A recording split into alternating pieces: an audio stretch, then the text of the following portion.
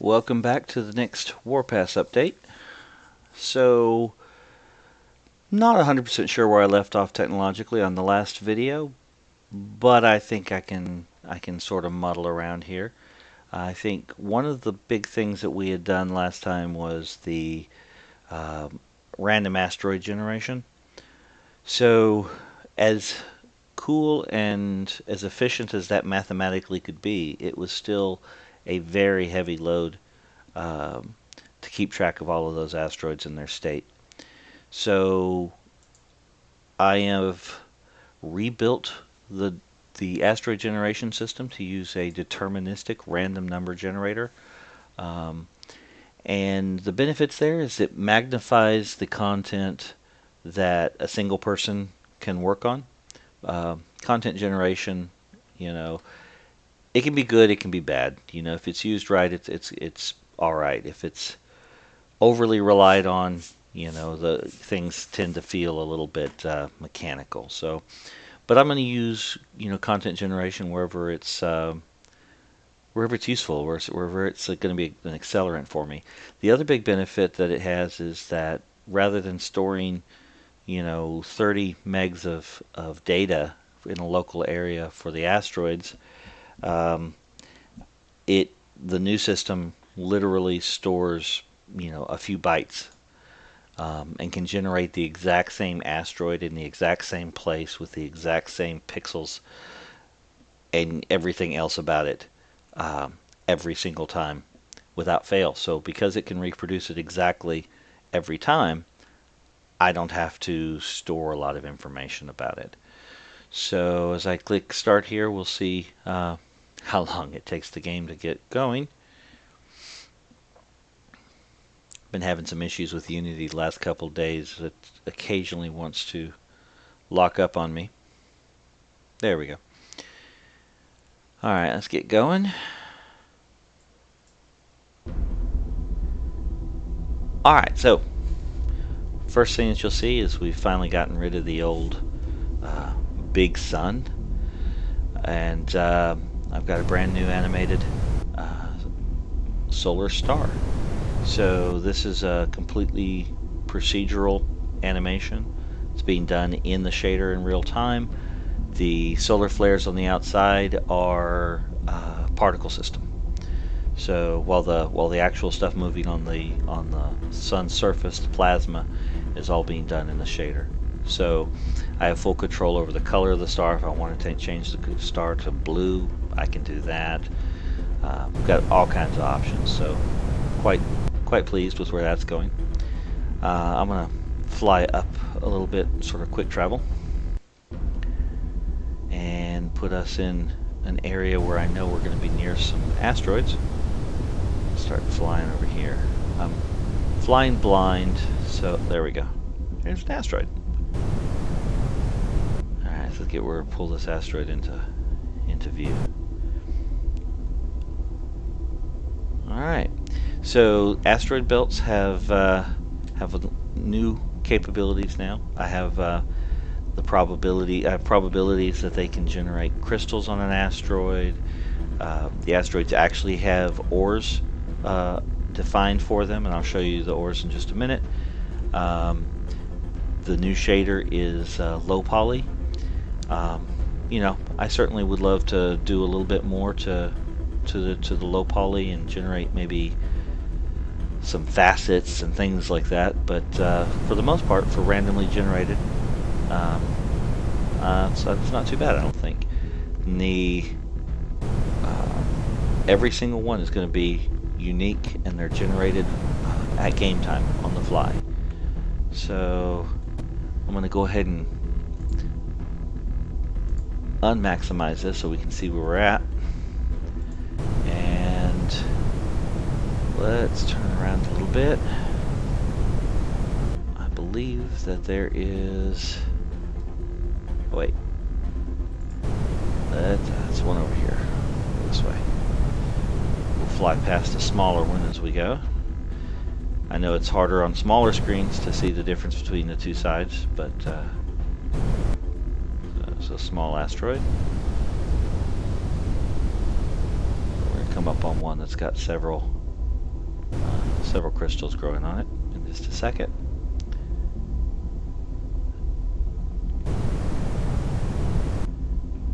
So like I said, each asteroid can have as much as 3 ores. Ooh, that's diamond. Ha ha ha ha! That's a nice one to find. You'll see that the it shimmers in the light. So the crystals themselves have an animation on them and makes them shimmer. This one down here, who knows what that one is? That could be sort of brown. I don't. Oh, that may be No, that can't be carbon because carbon is diamond. I'm not sure which one what that one is. But the crystals that grow on an asteroid, when an asteroid has crystals, the crystals are not limited to the minerals that are the ores that are on the on that asteroid. So they can come from any of the minerals in the periodic table. Which there's one down here. That looks like a gold one down on the bottom there.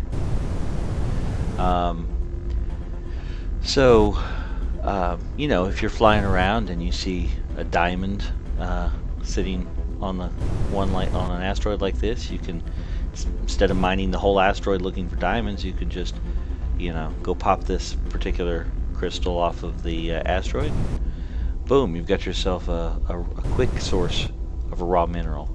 Otherwise, you'll have to mine the ores and then take the ores to a processing plant, or if your ship's big enough, process the ores there on your ship. You know, so here's an asteroid with a slightly different shade of gray. I know that seems kind of silly, but the colors of the asteroids are actually based on the colors of the constituent ores in those asteroids. So this one's slightly grayer. There's one down here that's got some copper in it. Right here. So yeah, you'll be able to eventually figure out by flying by an asteroid and going, oh, I think I know what's on that asteroid. The colors right now are closely based on real life, including the crystal's clarity is based to a large degree on how clear the given crystal for that mineral is. But there could be reason in the long run to do things to make it a little more cartoony or a little more decipherable in a more playful way, I guess is the way to put that. So that's basically what's going on here. And if I zoom out, you can see that the distribution of my asteroids is very, very organic, despite the fact that they're actually being created within a grid. So you divide the space up into grids. This is not actually the grids being used, but it's close to the same size. And then I determine for that particular grid, I get its unique identifier, which is an integer, and I seed a random number generator for it, and then I test the probability based on this asteroid belt's probability of objects existing. And so a cell can have one asteroid in it.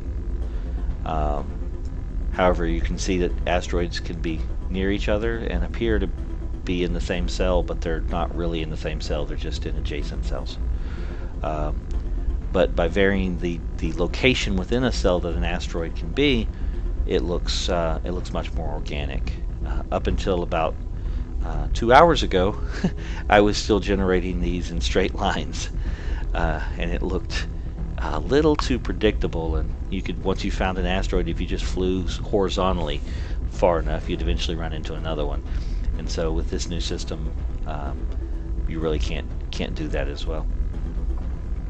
So there's that. Talk a little bit about the table of elements. So go in here. This is my table of elements. You can see, so we start up. It's actually in order from the periodic table, top down, left to right, or left to right, top to bottom. So going across, you got hydrogen, helium, then you got lithium, carbon, nitrogen. It's not the entire table of elements. So there were a lot of metals and a lot of elements that I just didn't feel like provided any kind of real benefit, and just left them out. You know, some of the lesser known things that nobody knows what they're used for. They're probably used for tons of stuff. You just don't know it. So it tends to be a few more of the things that we know of and have heard of. But the idea is you'll mine ores. The ores are defined here.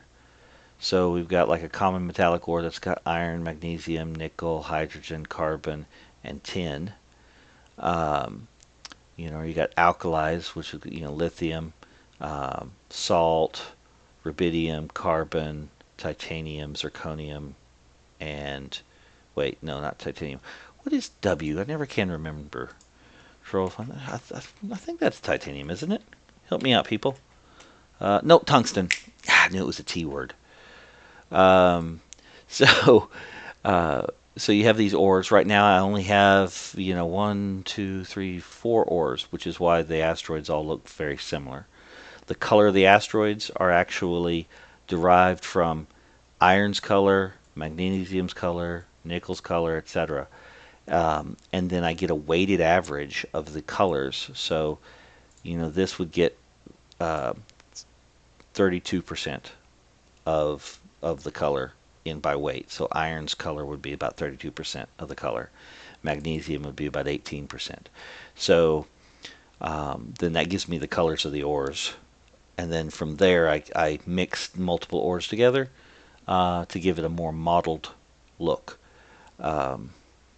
So yeah, so you got all of these. I mean, I don't know if you can see it on a small screen, but it's hard to see here. But on the right-hand side, going from this bottom portion here all the way up to the top, you can see the sort of the blocks, and that's how many elements I've got.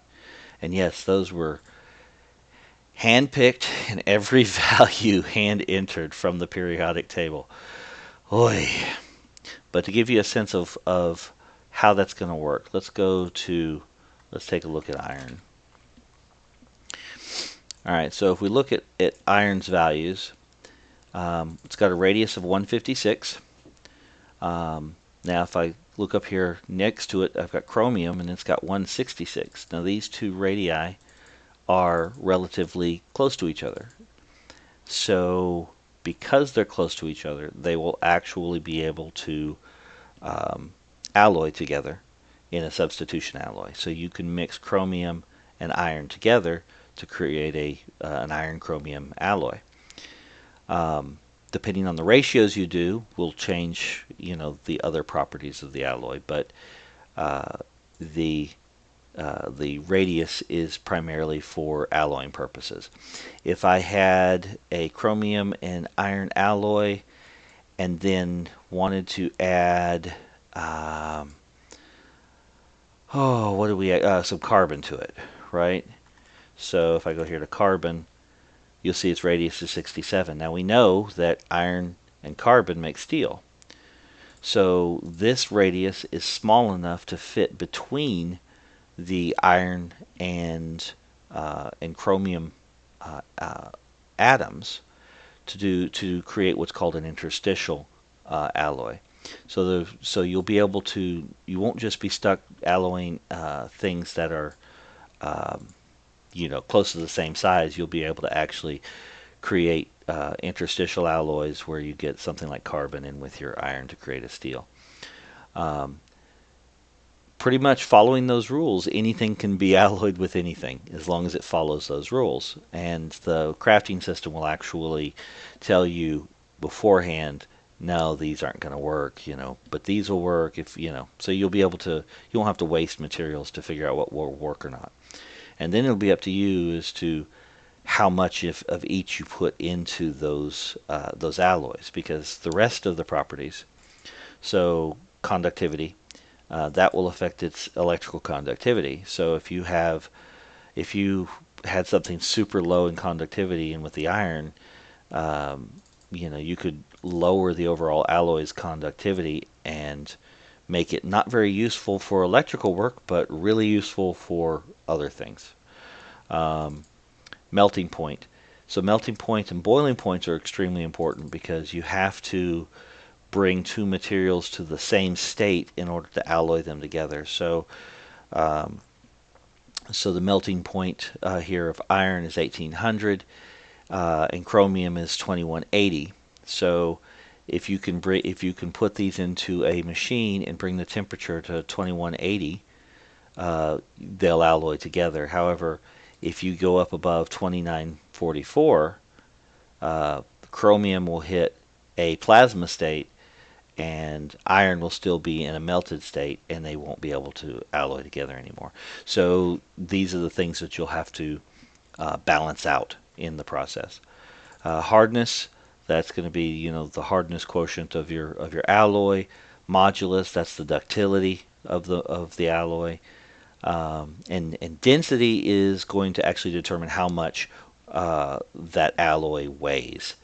So a lot of the storage capabilities are going to be based on density and things like that. Radioactivity, again, if for radioactive materials, that'll be important. So you could take a steel, mix in a little uranium, and bam, you've got a radioactive steel. That might be really good for the um, uh, reaction chamber of a nuclear power plant, right? And so the alloys that you create will need to meet certain standards for parts, for the pieces of the machines that you can craft.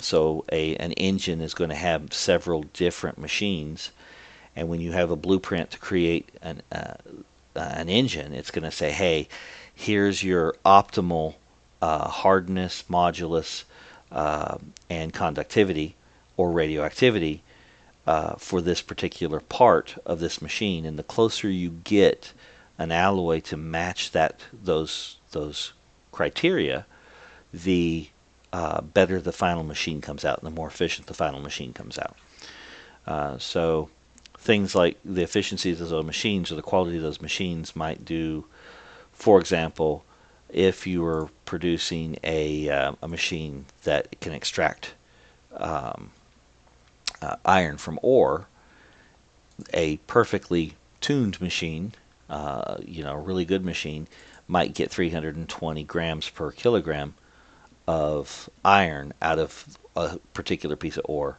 while a really bad one might only get 120. Just to give you an idea of how those types of properties will affect things moving forward.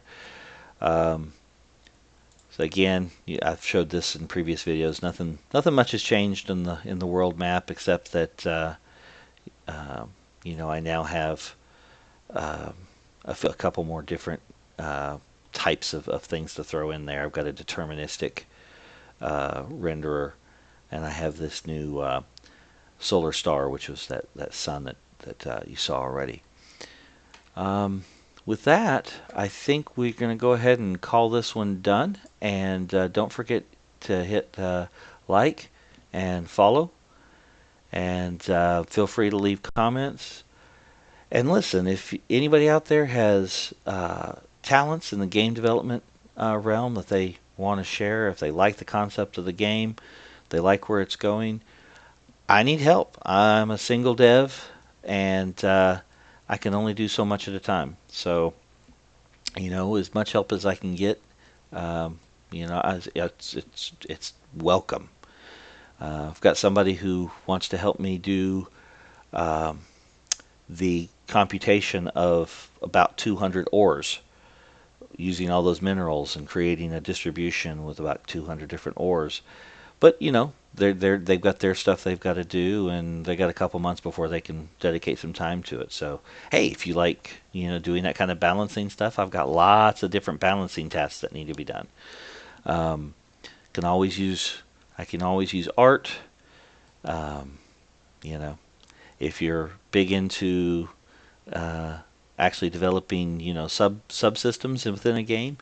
I'm currently working on the crafting system, so I could definitely use some help on that as well. So, anyways, like I said, it's a pitch for any help that's out there that anybody wants to give. I would welcome it. Again, thanks for watching, and I'll see you next time.